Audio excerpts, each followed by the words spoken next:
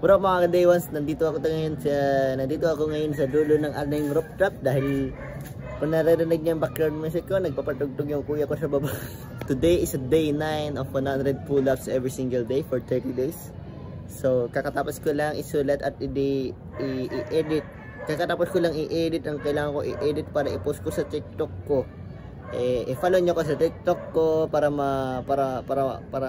masipagin ako maggawa ng content, pero gagawa pa rin tayo ng content kahit wala nanonood.